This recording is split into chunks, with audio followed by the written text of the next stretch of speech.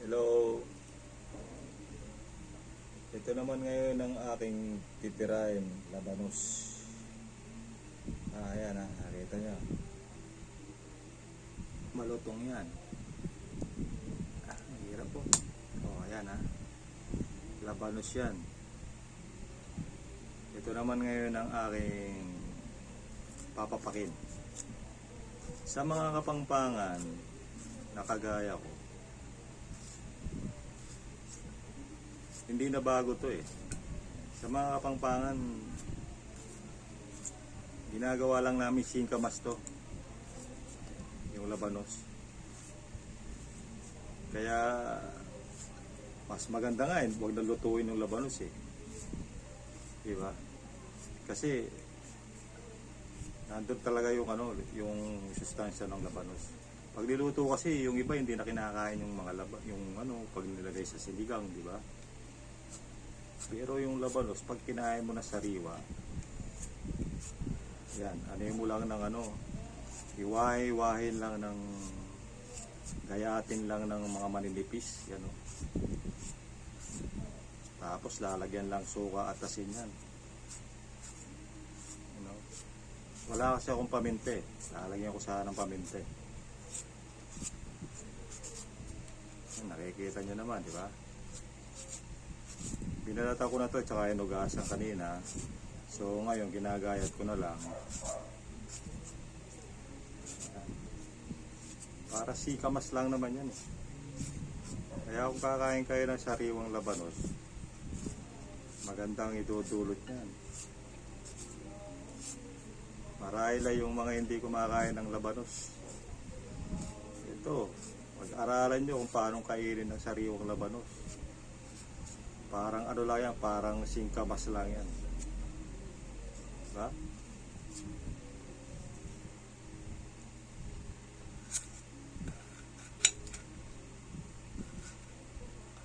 Marahil ay namiss na ako ng mga viewers ko kasi 2 araw din ako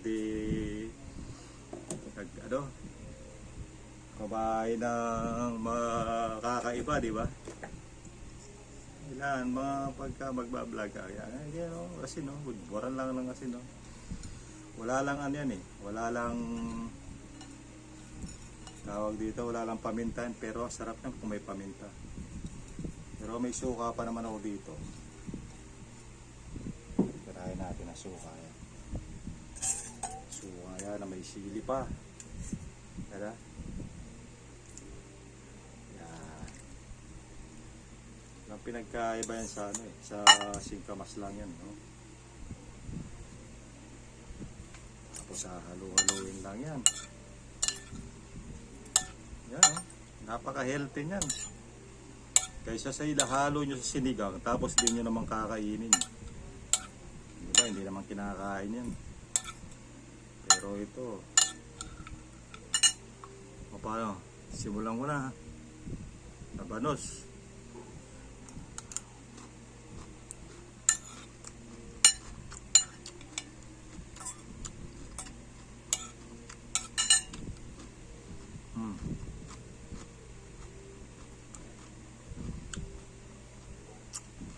Sarap, di ba? Marami kayong matututunan dito, healthy. Yung mga hindi nyo ginagawa.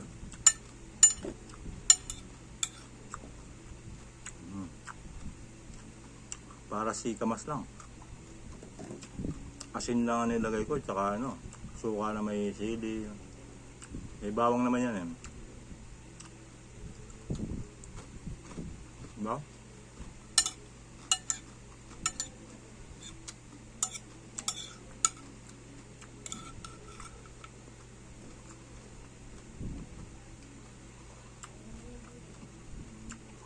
Yung mga hindi nyo napapanood sa mga ito, panoorin nyo.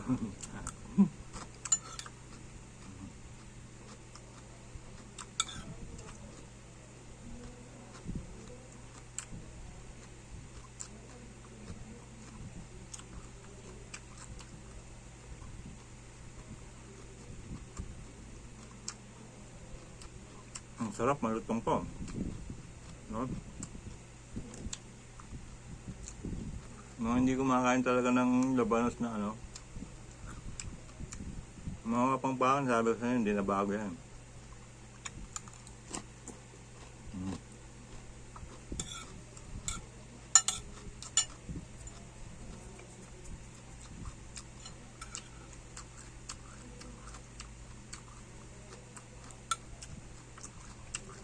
Labanos na ano.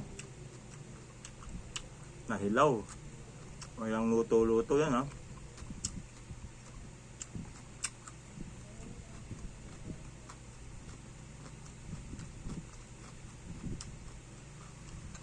Mas masustansya pa.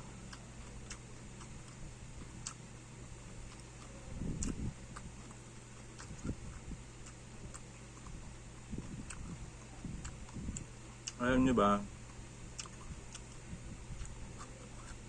kung ayaw sa panlasa ng iba, hindi niyo ba alam na mga antidote yan eh. Diba? May mga naidudulot pa ng ano.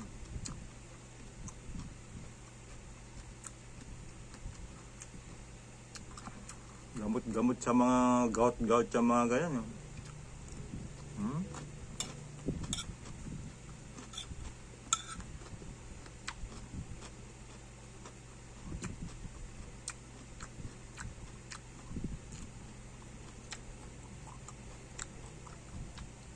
Hmm.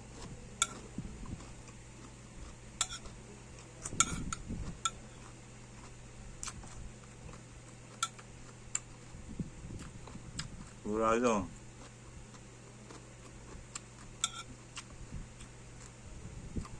Mga healthy food na ganito. Ngayon dapat yung ano yan ya. Diba?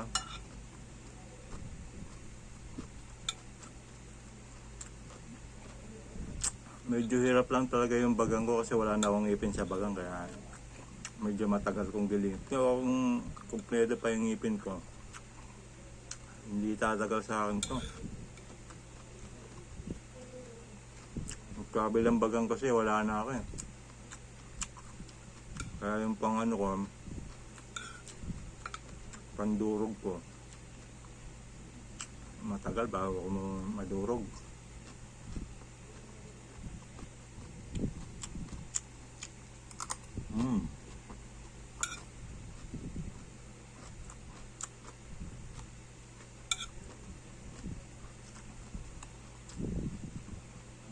Hindi kagaya dyan ng bata-bata ako. Siyempre,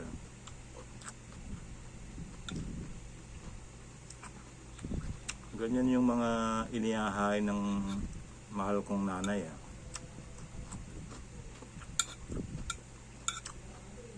Kaya nasanay ako na kumain ng mga pagkain na hindi kinakain ng iba. Na ang nakapaloob doon ay benepisyo.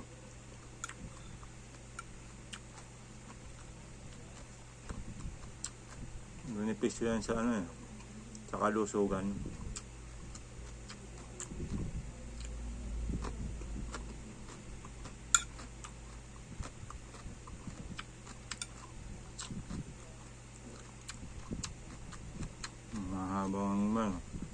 Mahaba na naman yung video ko.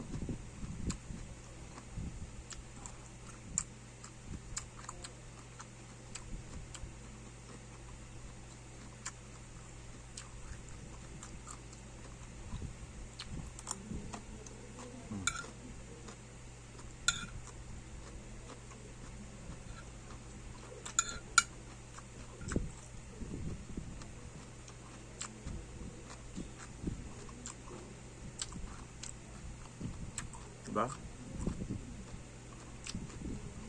Kompleto lang talaga yung ano, mga bagang ko. Kanina pa tapos to. Kailangan ko kasing durugin eh, bago lunukin.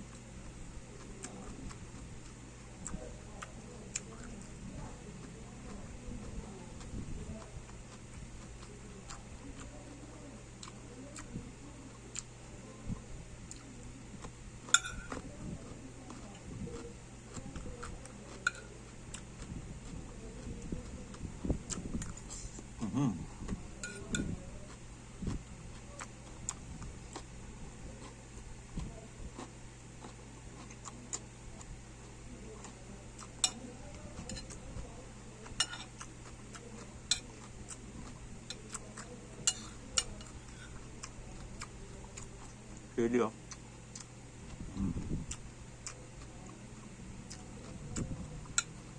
Yung mga nag-aabang nakakain daw ako ng sili. Abang-abangan nyo lang pero wala pa sa timing yun eh. Mahal yung sili.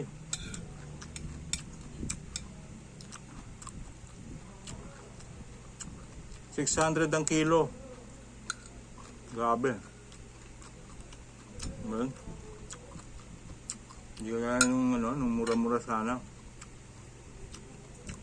Pero kakain ako ng sili, hindi para para magpasikat lang. Kakain ako ng sili para may matutunan din kayo na kung paano kumain ng sili. Kasi mahirap talaga sa simula. Pero tuturuan ko kayo kung paano kumain ng sili na makakakain kayo pagka talagang magpupursige kayo.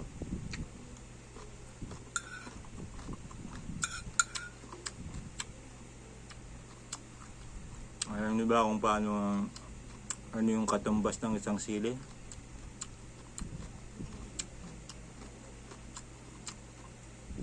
Malalaman niyo yan pag binlog ko na yung tungkol sa sili.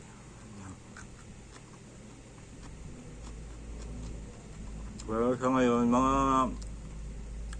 minor exotic foods muna tayo. Minor lang yan ha. Ewan ko kung yung mga major exotic food sa inyo, ewan ko.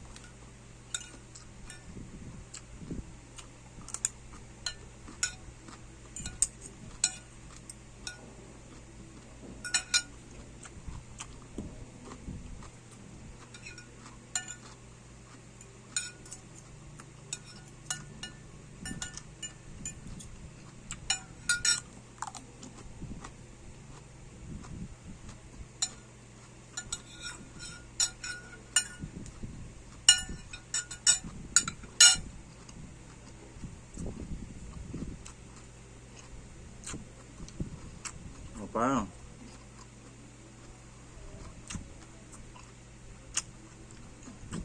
Hanggang sa susunod ulit, Robin. Bye-bye.